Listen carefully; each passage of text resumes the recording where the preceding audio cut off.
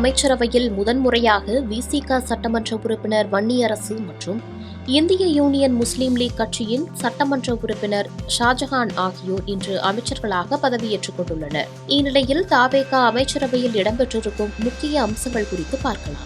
தமிழக சட்டப்பேரவை தேர்தலில் தவேக 108 இடங்களை பெற்ற போதிலும் போதிய பெரும்பான்மை கிடைக்காத நிலையில் காங்கிரஸ், விசிக, இடதுசாரிகள் மற்றும் ஐயுஎம்எல் ஆதரவுடன் ஆட்சி அமைத்தது.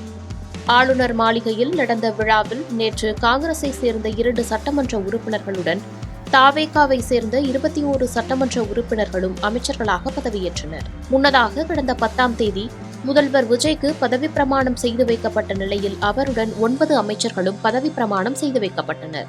இதன் மூலம் 59 ஆண்டுகளுக்கு பிறகு தமிழக அமைச்சரவையில் காங்கிரஸ் கட்சியை சேர்ந்தவர்களுக்கு இடம் கொடுக்கப்பட்டுள்ளது. தவேகவிற்கு வெளியிலிருந்து மட்டுமே ஆதரவு தருவதாகவும் அமைச்சரவையில் பங்கேற்கவில்லை எனவும் கூறியிருந்த விசிக மற்றும் ஐயுஎம்எல் ஆகிய கட்சிகள் தவேக அழைப்பின் பேரில் தற்போது அமைச்சரவையில் இடம்பெற்றுள்ளன. அந்த வகையில் விசிக திண்டிவனம் சட்டமன்ற உறுப்பினர் வன்னியரசு மற்றும் இந்திய யூனியன் முஸ்லீம் லீக் கட்சியின் பாபநாசம் தொகுதி சட்டமன்ற உறுப்பினர் ஷாஜஹான் ஆகியோர் ஆளுநர் முன்னிலையில் இன்று பதவியேற்றுக் கொண்டனர். வன்னியரசுக்கு சமூக நீதித்துறையும் ஷாஜஹானுக்கு சிறுபான்மையினர் நலத்துறையும் ஒதுக்கப்பட்டிருக்கிறது. இதில் ஆதிதிராவிடர் நலத்துறை என்ற பெயர் மாற்றம் செய்யப்பட்டு சமூக நீதித்துறை என்ற புதிய துறை அறிமுகப்படுத்தப்பட்டுள்ளதும் கவனம் பெற்றுள்ளது.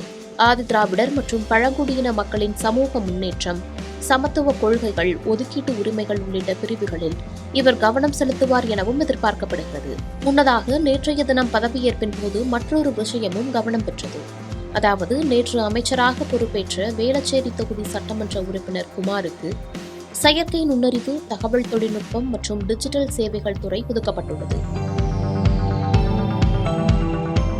சமீபத்தில் கேரளாவில் மட்டும் செயற்கை நுண்ணறிவு துறைக்கு தனியாக அமைச்சர் நியமனம் செய்யப்பட்டிருந்த நிலையில் இப்போது தமிழ்நாட்டிலும் ஏஐ துறைக்கு தனியாக அமைச்சர் நியமிக்கப்பட்டுள்ளார்.